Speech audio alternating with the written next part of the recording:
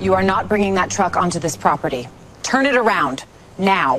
Those were the first words Renata Goss said to a licensed hazmat crew, holding a valid county permit, outside a home where my wife had been breathing hydrogen sulfide for 3 months. The crew lead held up the paperwork. She didn't glance at it. I am the HOA board president. Nothing comes through this gate without my approval. My wife was inside that house. The inspector had used the words health emergency. I had filed every permit, every form, every required notice. None of it mattered to this woman. She had a laminated badge. She had a gate. 6 years of practice, making sure nobody forgot who was in charge. What she didn't know was that I would be back, not with a hazmat crew, but with something that would shut down everything she'd built. Her gate, her title, her operation, all of it. What would you have done? Drop it below. And where are you watching from? I need to back up about 8 months, because this story did not start with hazmat suits. It started with a dream, a handshake, and a neighborhood that looked beautiful on the surface and was rotten underneath. My name is Darnell Whitfield. I'm 53 years old. I've worked in commercial HVAC contracting for 26 years. And when my wife Claudette and I decided to buy our retirement home, we wanted something quiet, something with trees, something where we could sit on the porch and hear birds instead of traffic. Whispering Pines Estates checked every box. 3 acres, 4 bedrooms, a creek running along the back property line. We closed in October. The smell hit us in November. Not a dramatic cloud of death smell. Subtle at first. Something faintly sulfurous in the basement. The kind of odor that sits in the back of your sinuses and makes you think maybe a mouse died in the walls. By January, it was worse. By February, Claudette was getting headaches every morning before she'd even had her coffee. I called an environmental inspector out of Charlotte, a fellow named Broderick Sams, who'd been doing this work for 30 years. He walked the basement with his meters for 40 minutes, came back upstairs, set his clipboard on my kitchen table, and told me I had a serious problem with hydrogen sulfide and volatile organic compounds seeping up from a compromised septic lateral that had been buried, improperly, under a concrete slab by the previous owner. Broderick pulled his reading glasses off and said very quietly, "Darnell, this is a hazmat-level remediation. You need a licensed crew in here within the month." I got 3 quotes. I hired a firm called Century Environmental Services out of Columbia. They scheduled the job for the 3rd Tuesday in August. I had the county permit in hand, posted on my front door like the law requires. I called the HOA office, a requirement in our CC and Rs for any exterior work, and I left a message informing them of the work order, the permit number, and the date. I did everything right, and that's when I met Renata Goss officially, though I'd seen her around. She was the kind of woman who drove a spotless white SUV at exactly the speed limit and watched you from her rearview mirror when you passed her. She'd been HOA board president at Whispering Pines for 6 years. 6 years of sending violation notices for garden hoses left out after 6 p.m., for mailbox flag colors she deemed inappropriate, for one family on Creston Lane who planted azaleas in a color not pre-approved by the Architectural Review Committee. That family, coincidentally, was the only other black family in the neighborhood. They moved out 8 months later. I'd heard the stories, but I gave Renata the benefit of the doubt. People talk. Then the day before my scheduled remediation, she called me. Not the HOA office line, her personal cell. Her voice was cordial in that dangerous, over-enunciated way that certain people use when they've already decided they dislike you, but want to feel righteous about it. "Mr. Whitfield," she said, "I'm going to need you to postpone your project." She put actual air quotes around the word project. I could hear them. She explained that the Whispering Pines Summer Social was the following Saturday, and chemical vehicles parked on community property simply aren't appropriate that close to a community event. The remediation truck was going to be parked on my driveway, my private driveway. I explained that. She said she'd review the community easement maps and get back to me. She did not get back to me. So on Tuesday morning, Broderick's crew showed up, and Renata Goss was standing at the gate. Broderick's lead tech, a thick-necked man named Sterling, who had done this job for 15 years and had zero patience for nonsense, tried 3 times, politely, to explain to Renata that they had a county permit, a signed work order, and a legal obligation to access the property. She stood her ground at that gate like she was defending the Alamo. She had her laminated badge. She had her clipboard. She told Sterling his vehicles would damage the community pavement, which was a public road owned by the county, not the HOA. But she said it with such confidence that Sterling actually looked down at the asphalt for a second like she might be right. I got the call at 7:45. I was already in my truck, 20 minutes out. I told Sterling not to move, not to leave, and to make sure every single minute of this blockade was being recorded on his dash cam. Sterling said, "Already rolling, boss." Good man. When I pulled up at 8:03, the smell of hot August asphalt rising off the road, that thick, tar-baked smell you only get in the South in summer, Renata turned to me with the expression of someone who had been expecting this conversation and had rehearsed it extensively. "Darnell, good morning. I left you a voicemail." She had not left me a voicemail. "Renata," I said, "I have a county permit. I have a work order signed by Century Environmental's licensed contractor. I have a health hazard inside my home that is making my wife sick. And I held up my phone with the screen facing her. The Greenville County Code Enforcement hotline pulled up and ready to dial. She did not blink. The CC and Rs give the HOA board authority to approve or deny commercial vehicle access to community property during events. This is not community property. This is a county road. The gate mechanism is HOA property. And there it was, the gate. The one physical choke point she had actual control over. The gate arm was HOA owned and operated on an HOA keypad. Without the code, which residents got but contractors had to request separately from the office, a rule I had somehow not been warned about, a standard vehicle couldn't get the arm to lift. Renata had simply not processed the access request I'd submitted, because she had never intended to. I dialed code enforcement anyway, got a recording, left a message with the permit number and a description of the situation. Then I called Century Environmental's main office in Columbia and told them what was happening. Their project manager, a woman named Florencia, said she was contacting their legal team. Renata watched all of this without a flicker of concern. She was absolutely certain she had won. Here's the thing about people who run small fiefdoms. They've usually never faced actual institutional pushback. They're used to neighbors giving up, backing down, moving out. They have no mental model for the person who simply does not give up. I drove back to my house, through the pedestrian entrance which had no arm, a fact Renata had apparently not considered, and I pulled up the South Carolina HOA statute on my laptop. Specifically, I was looking at SC Code Section 27-30-130, which governs HOA authority limitations. There's a passage in there that a lot of HOA board members have apparently never read.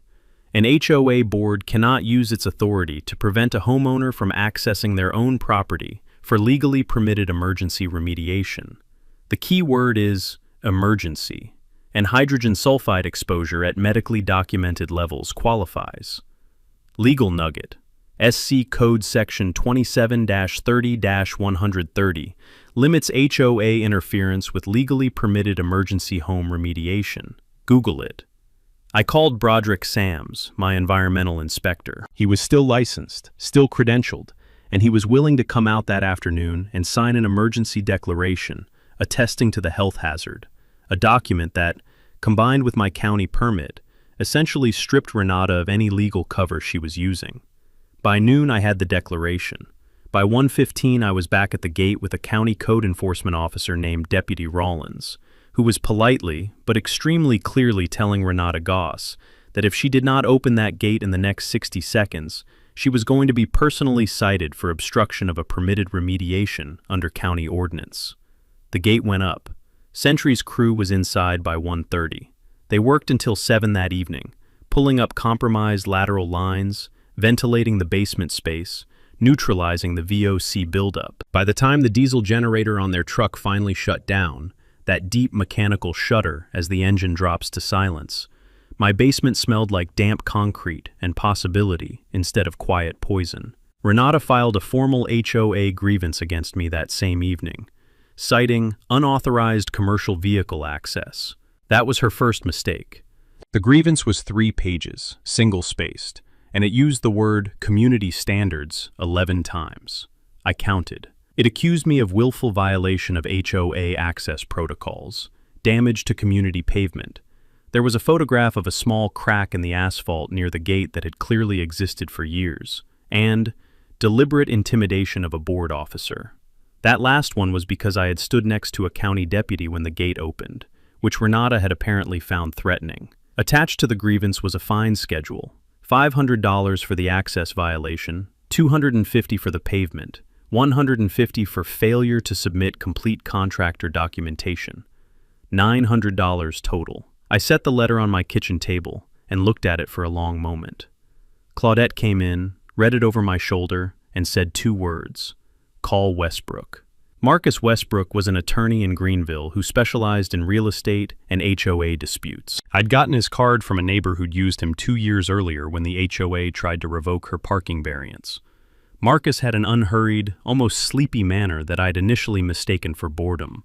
It was not boredom.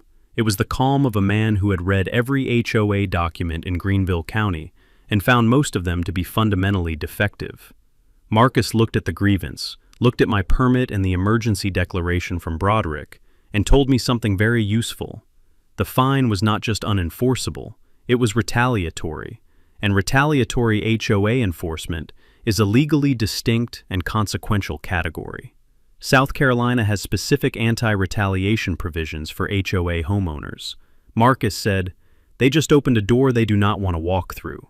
He had that sleepy smile when he said it. But here's what really set the next phase in motion. Marcus asked me for the complete HOA financial records. Every homeowner in a South Carolina HOA has the right to inspect the association's financial records upon written request. SC Code Section 27-30-120 is very specific about this. Marcus sent a formal letter to the Whispering Pines HOA board requesting 6 years of financial statements, meeting minutes, contractor invoices, and insurance certificates. Legal nugget: SC Code Section 27-30-120 gives every HOA member the right to inspect all financial records.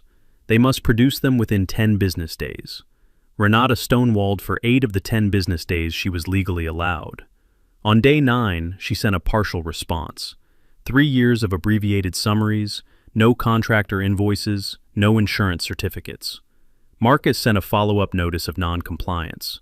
What showed up on day 12, 2 days past the legal deadline, was interesting, not because of what was in the records, because of what was conspicuously missing from them. The reserve fund. Every HOA is required to maintain a reserve fund, a pot of money set aside for major infrastructure repairs, roofs on common buildings, the gate mechanism, the community pool, the road paving. Whispering Pines had been collecting reserve fund contributions from all 42 homeowners at $180 per month for at least 6 years. That was roughly $18,000 per year, or north of $100,000 over the period in question. The record showed a reserve fund balance of $11,400. Marcus looked at that number for about 4 seconds and said, "Where did the rest go?" We didn't know yet. But I'd spent enough years in contracting to know what missing money smells like, and it smells a lot like that basement in February. Wrong and getting worse. Meanwhile, the violation letters kept coming. A notice about my mailbox post allegedly tilting 2 degrees beyond the allowable angle. A warning about a garden hose left coiled on my back patio, visible from the rear easement, Renata noted, which was technically common property. A note, not even an official HOA letter, just a note, slipped under my door, suggesting that my truck, a 2019 Ford F250, with a Century Environmental magnetic decal still on the door from the remediation, was inappropriate for a residential driveway. That last one made me laugh. The kind of laugh you do when you realize the person coming at you is so convinced of their own power that they've stopped being strategic. They're just being petty. And petty people leave marks everywhere they touch. I was starting to collect marks. The September HOA meeting was held in the community clubhouse, a beige stucco building that smelled permanently of old coffee and industrial carpet cleaner. 42 households in Whispering Pines, and about 18 of them showed up that night, which was apparently a record attendance. People had heard things. The word had gotten around about the gate incident, about the fines, about the missing reserve fund. Renata ran that meeting like a general who had already won the war. She was composed, prepared, and had a slide deck. I am not kidding. She had a PowerPoint. Slide 1 was the community's mission statement. Slide 2 was a photograph of my driveway with Sentry's truck in it, circled in red. She proposed a new rule. Any homeowner who brought a commercial vehicle onto community premises without a minimum of 30 days advance written approval from the full board would face a $500 per day fine. She framed it as a community safety measure. She looked at me twice while she was explaining it. Here's where things shifted. Because I'd done something in the 3 weeks since the remediation that Renata had not expected. I'd been talking to my neighbors, not complaining, not gossiping, talking.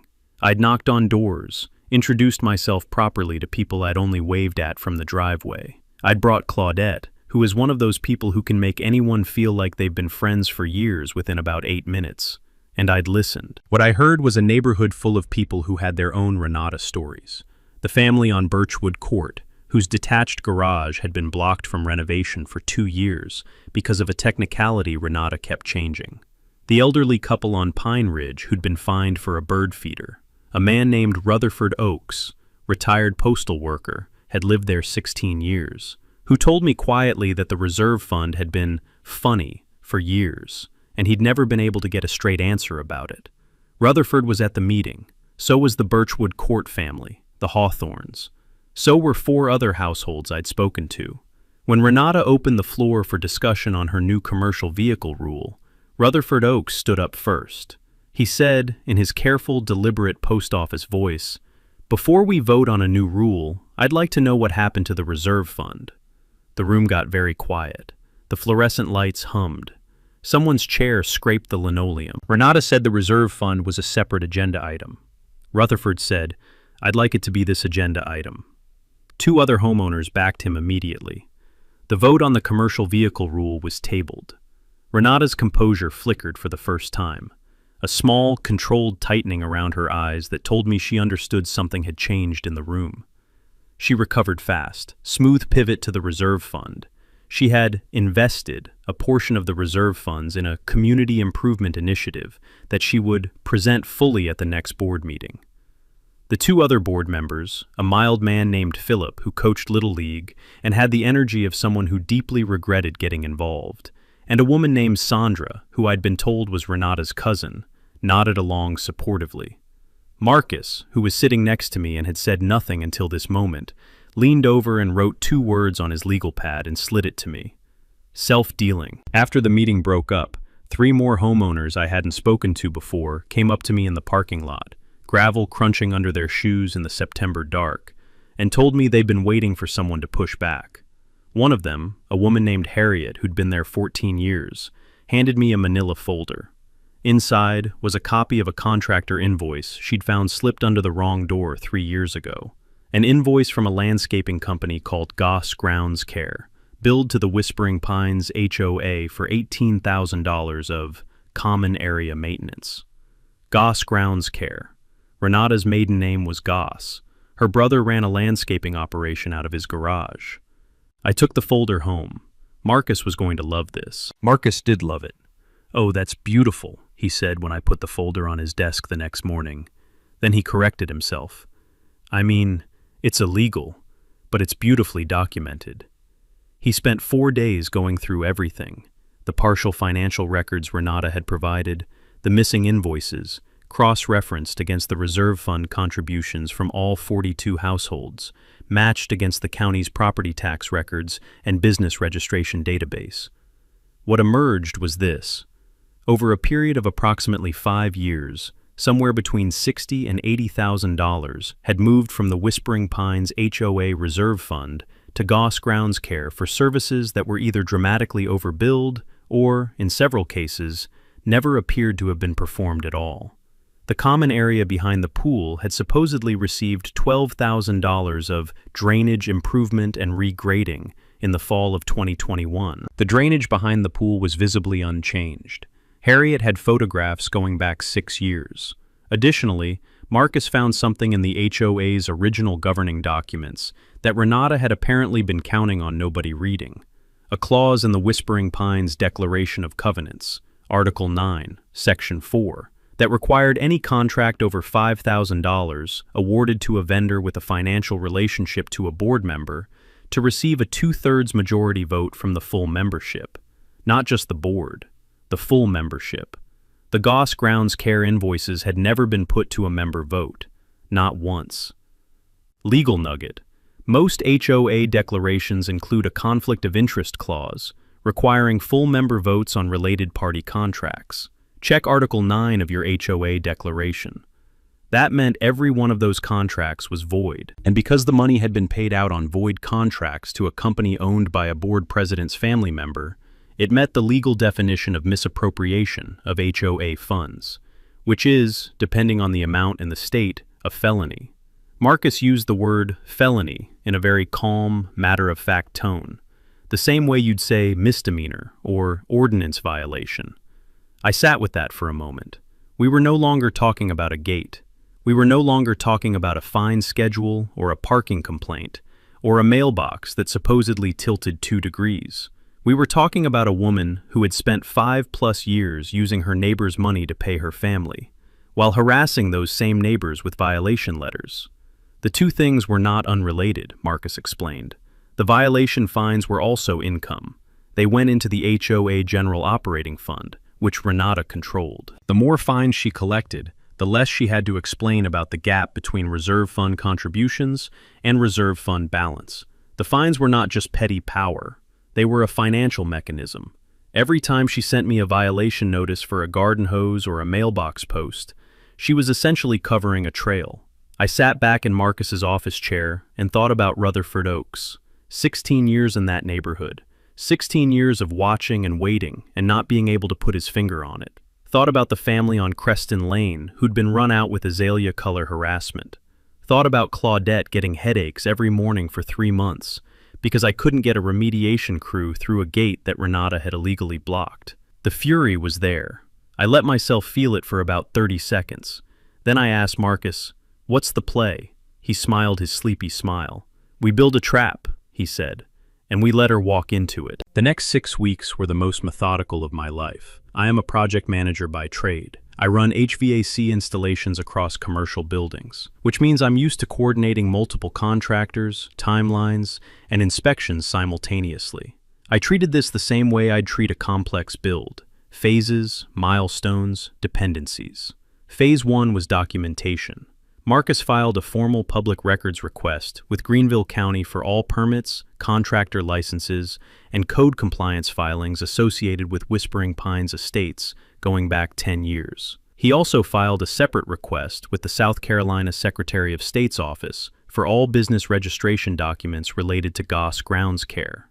What we were building was an independent evidentiary record, documents that did not come from the HOA, that Renata could not retroactively alter, that a county prosecutor or a civil court judge could hold in their hands.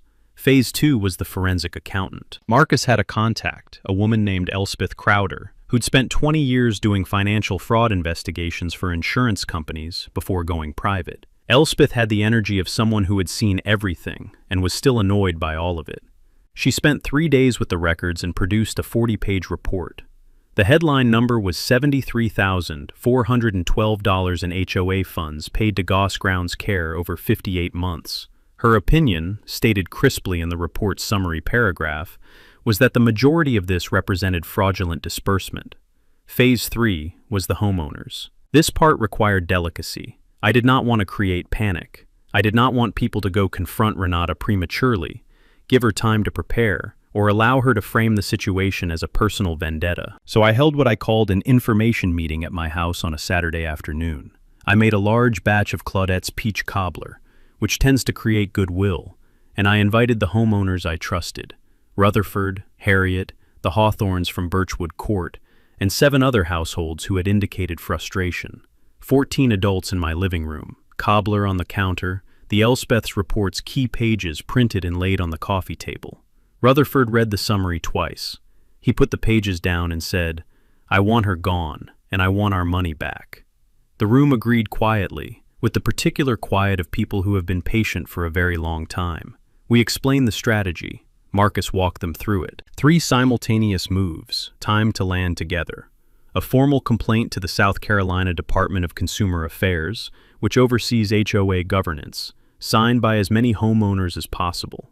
a civil lawsuit against the HOA board and against Renata personally for misappropriation, and a petition to call a special membership meeting, using the provision in the Declaration of Covenants that allowed 30% of homeowners to force a board recall vote. 30% of 42 households is 13. We had 14 in my living room. DIY strategy. Most HOA declarations allow 30% of homeowners to force a special meeting and board recall. Count your neighbors before you assume you're alone. Phase 4 was the physical element, and this one was my idea, pure and simple, because I am an HVAC contractor and I know my way around a mechanical system. The gate.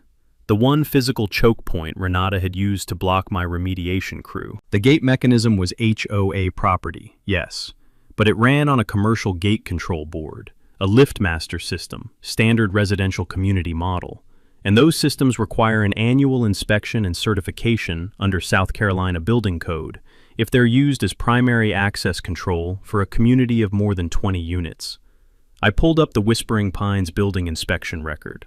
The gate had not had a certified inspection in 4 years. I filed a complaint with the county building inspector's office. Not a complaint about Renata, just a routine request for a compliance check on the gate system. Under county ordinance, a non-compliant access control system at a residential community can be red tagged pending repair. Red tagged means locked open or locked closed at the inspector's discretion for safety purposes. Standard practice is locked open when there is no documented safety risk from open access. If the gate got red tagged, Renata lost her choke point. She lost the one physical thing she could point to as HOA property, standing between her authority and the outside world. We filed everything on a Friday afternoon in October. The consumer affairs complaint, the civil suit, the petition for the special meeting, the building inspection request. Then we waited over the weekend, and Renata had no idea any of it was coming. She found out on Monday. The South Carolina Department of Consumer Affairs sends a notification to the HOA's registered address when a formal complaint is filed. The Whispering Pines HOA's registered address was Renata's home. So she got the letter the same morning the civil suit was served by a process server, who apparently arrived at her door at 8:15 a.m. while she was still in her bathrobe.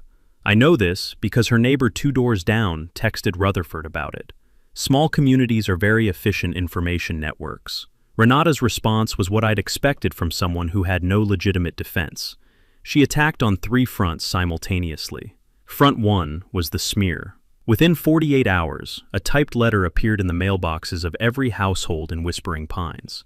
Unsigned, but printed on paper that matched the HOA's standard letterhead font. It described an unnamed homeowner who had repeatedly violated community standards, intimidated board members, brought hazardous materials onto community property, and engaged in a coordinated campaign to destabilize the community for personal financial gain. It suggested that this homeowner had a controversial prior history and urged residents to research carefully before aligning with outside agitators. Outside agitators. In 2024. I read that phrase 3 times. The letter didn't name me. It didn't have to. I was the only person who'd recently had a hazmat crew at their house. Marcus photographed the letter and added it to the retaliation file. Unsigned defamatory mailings are a particular gift to a civil case. Front 2 was the bribery attempt. Phil, the mild Little League coach board member who had been Renata's quiet ally, knocked on my door on a Wednesday evening with his hands in his pockets and the expression of a man who had been sent somewhere he didn't want to be. He hemmed for a few minutes, then told me that Renata was willing to discuss resolution, and that if I dropped the complaint and the lawsuit, the HOA would waive all my fines and contribute to my remediation costs. I asked him what number she had in mind. He said $3,000. My remediation had cost $11,600. The missing reserve fund was $73,000. I told Philip I appreciated him coming over, and that he should probably consider getting his own lawyer. His eyes went a little wide at that. I said it gently. I liked Philip. He was in over his head. Front 3 was the sabotage, and it was the most operationally interesting of the 3. Renata, presumably working with Sandra, spent about a week before the special meeting attempting to invalidate as many of our petition signatures as possible on technical grounds. She hired an attorney, a local real estate lawyer named Terrence Bowes, who specialized in HOA defense and had represented the Whispering Pines board before. And Bowes sent Marcus a letter claiming that 6 of our 14 petition signatures were invalid because the signers had outstanding HOA violations, and the Declaration of Covenants allegedly barred homeowners in violation from exercising membership rights. Marcus read that letter, set it on his desk, and called me with audible amusement in his voice. The provision Bowes was citing, Article 6, Section 2 of the Declaration, was a standard suspension of privileges clause that typically applied to amenity use, pool, clubhouse, common area facilities. It did not, and had never been interpreted to, suspend voting rights or petition rights. Those are protected under both the Declaration's own Article 12 and South Carolina statute. Using it to disqualify voters would be a new legal theory that Bowes had, Marcus suspected, invented in the previous 72 hours. Additionally, 4 of the 6 violations cited were violations Renata had issued to those homeowners after they signed the petition. She had gone back and retroactively generated violation notices to strip their petition eligibility. Marcus filed an emergency motion with the Greenville County Clerk to enjoin any attempt to invalidate the petition signatures, attaching the time-stamped violation notices and the petition signing dates as exhibits. The motion was granted in 4 business days. Renata had tried 3 things. All 3 had failed, and each failure had handed us another exhibit. The special meeting was scheduled for the 2nd Saturday in November. The week before the special meeting, Renata made her last significant move. It was probably her most dangerous, and for about 36 hours, it genuinely worried me. She called an emergency board meeting, just her, Philip, and Sandra, the full board, and voted to amend the HOA Declaration of Covenants. Specifically, to amend the membership recall provision in Article 8 to require a 3/4 majority, rather than the simple majority currently required, to remove a sitting board member. The amendment was posted on the community bulletin board at 11 p.m. on a Thursday. The special meeting was Saturday morning, 2 days. I called Marcus at 7 a.m. Friday. He was quiet for about 10 seconds. Then, "She can't amend the declaration unilaterally. Amendments require homeowner vote under Article 14. They just violated their own governing documents. Can we stop the amendment before Saturday?" "We don't need to stop it. The amendment is void the moment it was passed. We just need to make sure the member moderator at Saturday's meeting understands that." Marcus had arranged for a neutral third-party moderator for the special meeting, a retired judge named the Honorable Freeman Tate, who had done HOA mediation work, and whose presence at the table was, as Marcus put it, a signal to everyone in the room that this proceeding is legitimate and documented. Judge Tate reviewed the attempted amendment Friday afternoon, confirmed it was procedurally void, and agreed to open the meeting with that ruling on the record. Meanwhile, I was handling the logistics of the gate. The county building inspector had come out on the previous Wednesday. The LiftMaster system had 4 compliance deficiencies: outdated firmware, a missing force reversal safety test certification, an expired annual maintenance sticker, and an improperly grounded control board. The inspector issued a notice of violation with a 60-day repair window, and in the interim, under standard operating procedure for safety compliance, the gate was to remain in the open position until the deficiencies were resolved. Renata had apparently been informed of this by the county and had called the inspector's office twice, trying to contest the ruling. The inspector, a patient man named Dobbins, who dealt with HOA boards regularly and had strong opinions about all of them, told her that the gate would stay open until the repairs were documented and certified, full stop. The gate sat propped open on a Friday afternoon in November, the cold air coming through it unrestricted, leaves skittering across the asphalt. I drove past it on my way home from Marcus's office and felt something I hadn't felt about that neighborhood in months: satisfaction. Rutherford had been organizing the neighbor turnout for Saturday with the same quiet thoroughness he'd brought to 30 years of mail delivery. Steady, reliable, no drama, nothing missed. He'd spoken to all 42 households, 29 confirmed attendees, 6 uncertain, 7 Renata loyalists, including 2 households that were direct social connections of hers, and one that owed her a favor related to a variance she'd approved 3 years earlier. 29 out of 42 was 69%, well above the simple majority needed for a recall. Elspeth's forensic accounting report had been condensed into a 2-page executive summary that Marcus was going to distribute at the meeting. 16 bullet points. Dates, amounts, vendor names, what the money was supposed to buy, what it actually bought, what the gap was. Everything a homeowner with no financial background could understand in 4 minutes of reading. The Consumer Affairs complaint was pending. They had opened an investigation. The civil suit was active. The retroactive violation notices had been enjoined. Saturday morning I woke up at 5:30, made coffee, and sat at my kitchen table in the dark. The house smelled clean. Really clean, the way it had when we'd first toured it, before we knew what was in the basement. Claudette came in at 6, wrapped her hands around her mug and said, "How are you feeling?" "Ready," I said. She nodded. "Let's go get our neighborhood back." The Whispering Pines Community Clubhouse held about 60 people comfortably. By 9:45 a.m., it held 31. They had set up folding chairs in rows facing the long table at the front. The table had a microphone, a projector screen, and 3 chairs for the board. Renata's chair was in the center. Philip sat to her left, looking like he wanted to be somewhere else entirely. Sandra sat to her right, arms folded, expression locked.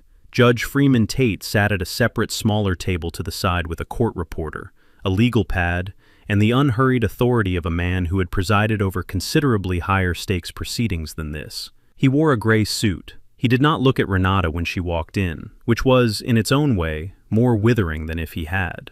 Renata saw Marcus. She saw Elspeth Crowder in the second row with a briefcase on her lap. She saw the court reporter. She saw 29 neighbors, some of whom she'd lived next to for 15 years, sitting in those folding chairs with the stillness of people who had made a decision and were not going to be talked out of it. Her composure held. I'll give her that. She sat down, adjusted her HOA president badge, and looked at the agenda. Judge Tate opened the meeting with a procedural statement. Any actions taken at an emergency board session within the preceding 7 days that purported to amend the governing documents were void as a matter of SC law and the Declaration's own Article 14. The 3/4 recall threshold amendment did not exist. The meeting would proceed under the original simple majority provision. Renata started to speak. Tate held up one hand and said, "This is a ruling, not a discussion point." She closed her mouth. Marcus stood and distributed the 2-page Elspeth summary. The room went quiet in a specific way.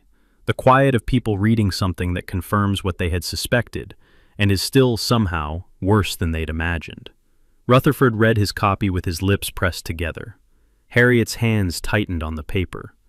Then Marcus presented a 4-minute summary. Dates, amounts, vendor, the connection to the board president, the lack of membership votes, the forensic accountant's opinion as to misappropriation. He did it in the tone of someone reading a recipe, methodical, clear, no drama, because the facts themselves were dramatic enough. Renata's attorney Bose attempted an objection. Judge Tate noted that this was not a court proceeding, that Bose had no standing to make procedural objections in a membership meeting, and that he was welcome to remain as an observer or leave. Bose stayed. Renata's rebuttal was 20 minutes of what I can only describe as controlled desperation. She questioned the methodology of the forensic report. She suggested Elspeth had been hired by a disgruntled homeowner with an agenda. She said the Goss Grounds Care invoices represented fair market value for services rendered, and that she had recused herself from the votes, though she could not produce documentation of that recusal. She brought up my remediation again, actually brought up the Hazmat crew incident, apparently as evidence of my disruptive character. Rutherford Oakes raised his hand and was recognized. He stood, and in his steady postal worker voice said, "Renata, I've been paying $180 a month into a reserve fund for 16 years. My share alone is over $30,000. I want to know where it is." He sat back down. He didn't wait for an answer. The room understood this was the question. The single, irreducible question. Not the methodology, not the character attacks. Where is the money? Renata said she'd provide a full accounting at the next regular board meeting. Harriet said very quietly, "You've been the board president for 6 years. You are the accounting." The vote was called. 26 in favor of recalling the full board and installing an interim committee pending new elections. 2 against. 3 abstentions. Philip voted in favor of his own recall, which I found both cowardly and admirable. Sandra was already gathering her things. Renata sat still for a long moment after the count was read, the projector still lit, her slide deck still up on the screen behind her, the mission statement glowing against the wall. Then she stood, picked up her HOA president badge from the table, and set it down again. Just set it there. She walked out of the clubhouse without saying anything. The door swung shut behind her. In the silence that followed, someone in the back row started to clap, and then everyone did. Not triumphant clapping, not mean clapping, but the specific, exhausted relief of people who have been held under a thumb for a long time and have finally gotten out. I didn't clap. I sat in my chair and thought about Claudette's headaches. Outside in the parking lot afterward, the gate at the community entrance was still propped open, the November wind coming through it freely. It had not been officially fixed yet. It was just open. That felt like the right metaphor. The months after the recall were busy, in a good way.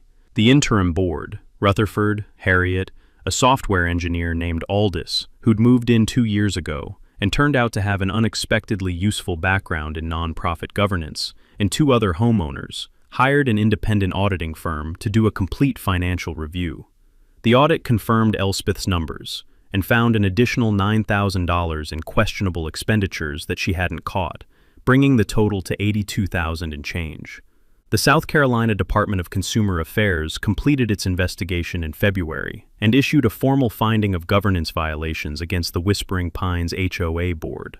The finding included mandatory remediation steps, a compliance monitor for 2 years, and a recommendation of the matter for criminal referral. The Greenville County District Attorney's Office opened a criminal investigation in March. Renata was charged with misappropriation of HOA funds and breach of fiduciary duty. Felony charges both. Her attorney Bose withdrew from representation shortly thereafter, and she hired a criminal defense team from Columbia. The case was still pending as of this telling, but the civil suit had already settled.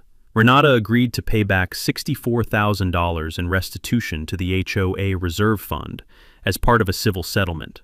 Her brother's company, Goss Grounds Care, was excluded from any future HOA contracts. The gate was properly repaired and recertified. The code was changed. Every household got the new code simultaneously, on the same day, in the same envelope. My violation fines were vacated, obviously. All of them.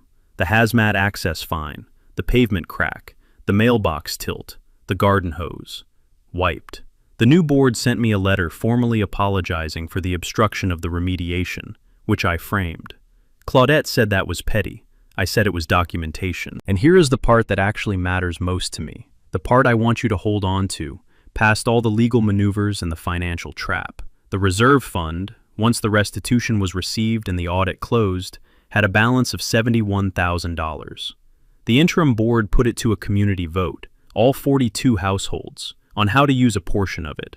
The vote was to fund 2 things. First, deferred maintenance on the community's common areas that had been neglected for years because the money had been siphoned off. New playground equipment, repaved walking paths, the drainage behind the pool that had supposedly been fixed for $12,000 but hadn't been, actually fixed now. Second, and this was Rutherford's idea, a community scholarship fund for graduating seniors from Whispering Pines households. 2 awards per year, $500 each, named the Whispering Pines Community Scholarship. Small amount by scholarship standards, but it was the first time the community had collectively done something for the next generation. And the way Rutherford talked about it at the first new board meeting, that steady post office voice, just slightly thicker than usual, told you everything about what it meant to people who had watched their community money disappear for years. My basement is clean. Claudette's headaches are gone. We sit on the porch in the evening and we can hear the creak at the back of the property. Renata Goss lost her HOA presidency, her community standing, her brother's most reliable client, and is facing felony charges. All because she decided to stand at a gate and block 2 men in hazmat suits from entering a property she did not own. Play stupid games. Win stupid prizes. So that's what 22 tons of concrete, 1 video's all laid yard, and 0 respect for property law actually cost you. Dolores lost her presidency.